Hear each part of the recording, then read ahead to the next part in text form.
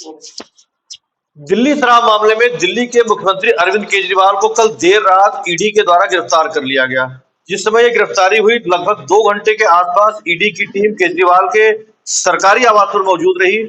बाहर हंगामा चल रहा था, अंदर केजरीवाल से सवाल जवाब किए जा रहे थे। 9:30 बजे के आसपास ये खबर आई कि केजरीवाल को ईडी की टीम के द्वारा गिरफ्तार कर लिया गया है।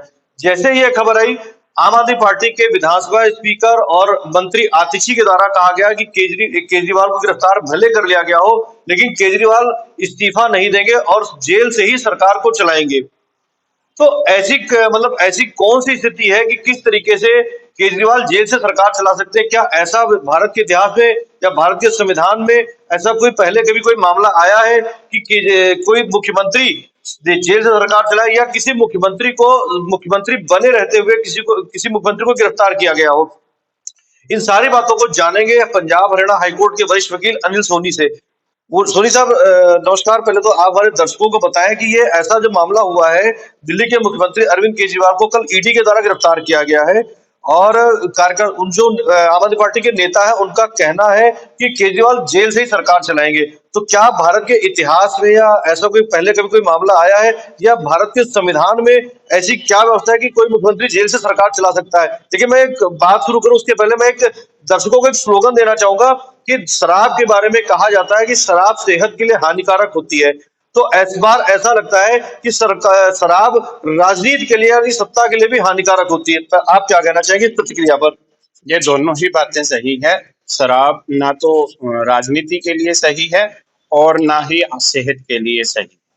और जहां तक आपका दूसरा सवाल था कि आज तक भारतीय इतिहास में ऐसा कभी नहीं हुआ कि किसी को वर्तमान पद पर रहते हुए मुख्यमंत्री के रूप में या मंत्री के रूप में गिरफ्तार किया गया हो, क्योंकि जिस भी मंत्री को या मुख्यमंत्री को गिरफ्तार किया जाता है उसके लिए पहले राष्ट्रपति से या राज्यपाल से परमिशन लेनी होती है, और कंसर्न्ड जो अधिकारी है, जांच अधिकारी है, वो राष्ट्रपति से या राज्यपाल से इस बारे में एक परमिशन के लिए एप्लीकेशन लगाता है, जिसमें वो अलाउ करता है कि आप इसको गिरफ्तार कर सकते हैं। उससे पहले उस मंत्री से या मुख्यमंत्री से राज्यपाल या राष्ट्रपति इस्तीफा लेता है और फिर उसको गिरफ्तार करने की इजाजत देती है। इस मामले में ऐसा हुआ? इस मामले में ऐसा कुछ नहीं हुआ। तो ऐसा इसलिए नहीं हो पाया क्योंकि कल ही केस इसमें दिल्ली उच्च न्यायालय में लगा हुआ था, जहां पर दिल्ली उच्च न्यायालय ने पूरे एविडेंस की जांच की और पाया कि जांच अधिकारी के पास केजरीवाल को गिरफ्तार करने के लिए पर पूरे सबूत हैं। इसलिए उन्होंने उनको कहा कि अगर आपके पास सबूत हैं तो आप इतना लंबा इंतजार क्यों कर रहे हैं, आप गिरफ्तार क्यों नहीं करते?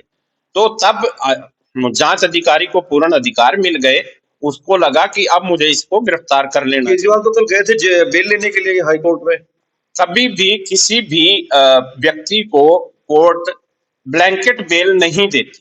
उन्होंने ब्लैंकेट बेल की डिमांड की थी, और जहां तक मेरा मानना है कि कोई भी न्यायालय ब्लैंकेट बेल प्रदान नहीं करता।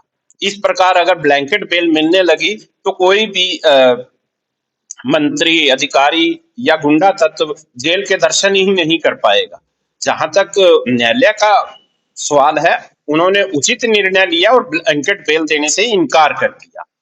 ये तो बात हुई। अब भारत के इतिहास में क्या कभी ऐसा कोई मामला आया है राजनीति के इतिहास में कि कोई मुख्यमंत्री मतलब जेल में रह के सरकार चला सकता है? ये तो मुख्यमंत्री कई गिरफ्तार, अभी हाल ही में हेमंत सोरेन को गिरफ्तार किया गया, मगर उन्होंने इस्तीफा दिया तब गिरफ्तार। उसके पहले जयललिता को गिरफ्तार किया जा चुका है। मतलब जेल में रह के सरकार चलाना, मतलब क्या ऐसा पॉसिबल है? संविधान में ऐसी कोई धारा है? संविधान में ऐसी धारा नहीं है, लेकिन अगर कोई मुख्यमंत्री गिरफ्तार होता है तो वह पहले कोर्ट से इस बारे में परमिशन ले सकता है कि मैं जेल से सरकार चला रहा हूं, तो मैं फला फला फाइलें करना चाहता हूं, साइन करना चाहता हूं, ऐसा करना चाहता हूं।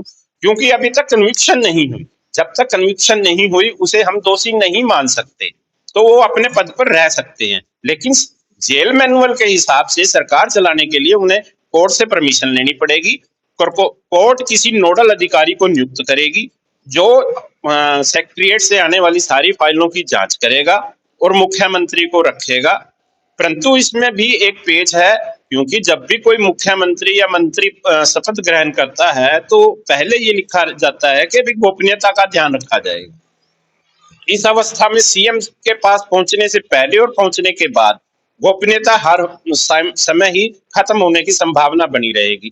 अगर गोपनीयता ही नहीं रहेगी तो राजतंत्र चलाना बहुत मुश्किल हो जाएगा। तो ये कौन सी धारा के तहत मतलब अगर चलाएंगे तो कोई ऐसी कानून की कोई धारा है संविधान में जिससे जेल से राज चलाया जा सके? नहीं, संविधान में ऐसा कोई प्रोविजन नहीं है, लेकिन अगर कोर्ट चाहे, कोर्ट माननीय उच्च न्यायालय, उच्चतम न्यायालय के विशेषाधिकार बहुत हैं, अगर वो चाहें तो इस बारे में मुख्यमंत्री को स्पेशल नोडल अधिकारी नियुक्त करके अलाउ कर सकते हैं। तो आपसे पंजाब हरियाणा हाईकोर्ट के वकील अनिल सोनी जिन्होंने साफ शब्दों में बताया कि किस तरीके से या किस तरीके मतलब क्या प्रक्रिया हो सकती है जो जेल से केजरीवाल सरकार चलाएंगे। तो इस पूरी प्रक्रिया में आज जो आम आदमी पार्टी की तरफ से सुप्रीम कोर्ट में गए हुए हैं उनकी जो वकीलों की फौज है वो सुप्रीम कोर्ट में पहुंची हुई है। अब सुप्रीम कोर्ट इस मामले पर क्या कार्रवाई करता है, क्या केजरीवाल को जमानत मिलती है या नहीं मिलती है, इस खबर में जो भी कुछ अपडेट होगा आपको पहुंचाया जाएगा।